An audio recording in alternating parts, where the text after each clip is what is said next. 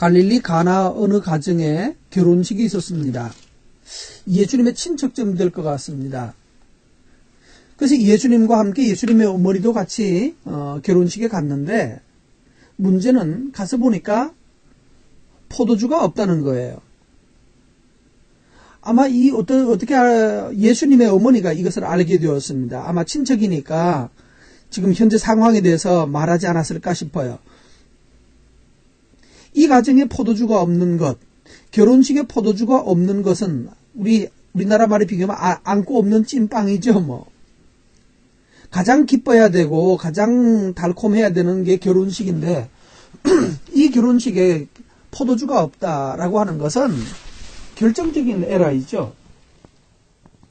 근데 우리 삶도 역시 마찬가지입니다. 돌아보면 결혼은 가정을 시작하는 거죠. 가정이 시작되면 가정에 가장 많이 있어야 될 것이 기쁨이잖아요. 달콤함이 있어야 되거든요. 스윗 홈이잖아요. 근데 스윗하지 않은 거예요. 달콤하지가 않아요. 왜? 포도주가 떨어졌어요. 가정을 행복하게 이끌어줄, 달콤하게 만들어주는 그 근원이 없어지는 것입니다. 여러분 가정은 이런 달콤함이 계속되고 있나요? 또 우리 인생도 마찬가지죠. 우리 인생을 정말 달콤하게 하는 것, 만나게 하는 것. 우리 사회에 왜 이렇게 많은 원망과 시비가 있을까요? 달콤하지 않으니까요. 포도주가 없는 것이 문제였습니다. 근데 이 문제가 발생했을 때 방법이 없는데 예수님의 어머니 마리아는 예수님에게 나왔습니다. 이 집에 포도주가 없다라고 예수님에게 말함으로 해서 예수님께서 이 문제를 해결하실 수 있는 분이라는 것을 암시하고 있습니다. 근데 4절 말씀, 예수님이 한 가지 시험을 칩니다. 시험을 냅니다.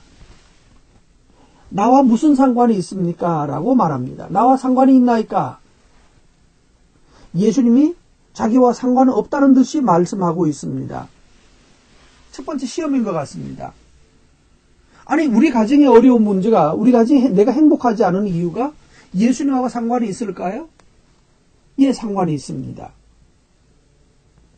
우리 사회의 어지러움이 예수님과 상관이 있습니다. 어디에든지 행복해야 될 자리가 행복하지 않는 것은 예수님과 상관이 있는 겁니다. 사람들은 이걸 인정하기 싫어할지 모르지만 그러나 예수님과 상관이 있는 거예요. 그래서 어머니가 말합니다. 이 문제를 해결해 달라고. 여기서 한 가지 또 시험에 빠지는 것이 여자여라고 하는 것에 문제가 있습니다. 어떻게 어머니 보고 여자여라고 할 수 있을까요? 그래서 어떤 해석자들은 이렇게 말합니다. 여자여라는 말은 극존칭이다. 아주 높여주는 높임말이다. 라고 해석을 했습니다. 근데 아무리 헬라어를 찾아봐도 이게 극존칭이라는 힌트는 흔적도 없습니다. 아닙니다. 극존칭 아닙니다. 예를 들면 영부인이라고 말하더라도 영부인이시여라고 하는 말하고 어머니여라고 하는 말과 뭐가 더 맞습니까? 어머니가 더 맞죠. 이 말은 극존칭도 아니고 뭔가 하면 지금 마리아가 예수님을 아들로 보고 있지 않고 메시아로 보고 있죠. 하나님으로 보고 있어요. 그러니까 하나님의 입장에서 메시아로서 마리아를 보고 있기 때문에 여자여가 된 것입니다. 그래서 마리아도 예수님을 아들이 아니라 메시아로 보았고 예수님은 어머니를 어머니로 본 것이 아니라 여자로 보고 있는 거예요. 그래서 이것은 매우 정상적인 겁니다. 여기서 지금 하나 바뀐 것이 있습니다. 세례 요한은 예수님을 처음 보고 난 다음에 뭘로 알았나요? 어떻게 알았나요? 세상 죄를 지고 가는 하나님의 어린 양이시고 말씀이 육신이 되어 우리 가운데 거하시는 바로 그런 로고스이셨죠. 말씀이셨고 또 그 말씀 앞에 신들매를 감당할 수 없는 자기로 자기 자신을 낮추어 가는 것을 보셨죠. 그 두 번째 예가 바로 이 어머니입니다.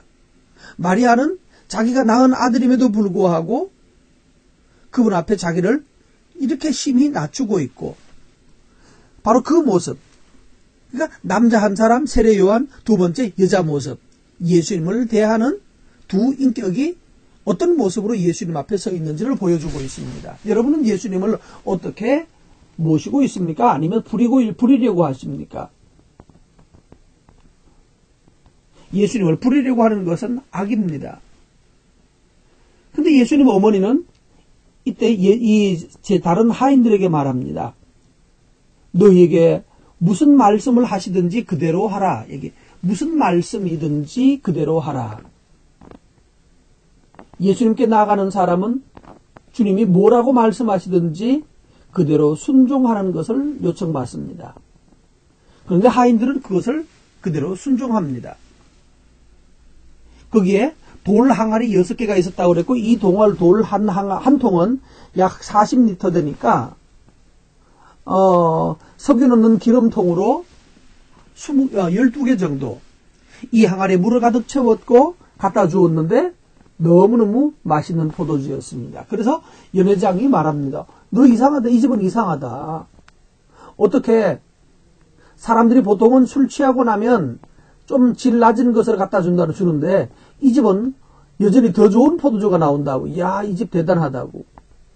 여러분, 우리의 집이 대단해지려면 언제 대단해지나요? 한 결혼해서 몇 년 살고 나면 결혼이 재미없어져야 되는데 어떻게 하면 더 재미있어질까요? 어떻게 하면 이렇게 지루해지지 않고 여전히 즐거운 가정 만들 수 있고, 어떻게 하면 우리의 삶이 2013년도에는 작년보다 더 즐거운 삶이 될 수 있나요? 사람들은 돈이 더 많이 생기면 더 즐거울 거라고 상상합니다. 왜냐하면 돈이 더 안 많아져 보지 않았기 때문에. 그러나 돈이 많아진다고 해서 더 행복해지는 것이 아닙니다. 예수님이 계셔야 하고 예수님께 순종할 때, 말씀에 순종하여 살 때 더 좋은, 점점 더 좋은, 더 달콤한, 더 아름다운 삶이 될 것입니다. 오늘 여러분, 한 해 한 해 사는 것이 힘들고 지겹다라고 여기지 않았으면 좋겠습니다. 원인을 알고 보면 예수님이 우리 가운데 거하시지 않고 또 예수님이 말씀하셔도 우리가 순종하지 않는 것 때문에 삶이 재미없어지는 거예요. 11절 말씀해 보면 이 첫 표적이라고 그랬습니다. 기적이 아니고 표적입니다. 표적은 세메이온, 사인입니다. 사인은 그 자체가 중요한 것이 아니고 무엇을 의미하느냐가 중요합니다. 그러니까 길거리에 있는 운전자가 길거리에 있는 사인보드를 계속 쳐다보고 있으면 사고 나죠. 사인보드에 이상하게 구부러진 화살표를 만들어 놨다면 그거 계속 쳐다보고 있으면 안 되고요. 무슨 말이지? 길이 오른쪽으로 굽는다는 뜻이구나. 그럼 조심해야지. 브레이크 밟고 조심해서 지나가야죠. 그러지 않고 사인보드 쳐다보고 있으면 사고 납니다. 여기서 예수님의 이 사건은 표적이라고 말합니다. 사인입니다. 어떤 사인일까요? 뒤에 설명하고 있습니다. 그의 영광, 그가 어떤 분인지를 나타내고 있습니다. 예수님이 사람이 아니고 마리아의 아들이 아니고 바로 하나님이시라는 사실, 구원자라는 사실이 나타나진 것이고, 두 번째는 이 사건 때문에, 이 증거 때문에, 메시아이시라는 증거 때문에 제자들이 예수님을 믿었습니다. 바로 믿음으로 들어가는 것이 이 메시아에 대하여서 해야 될 일입니다. 오늘 이 사건 보시고 또 우리가 하나님께 오늘 성경처럼 순종하고 그것을 통하여서 예수님의 영광을 보고 또 예수님을 알았다 하면 이제 순종에 살아가는 삶이 우리에게 있어야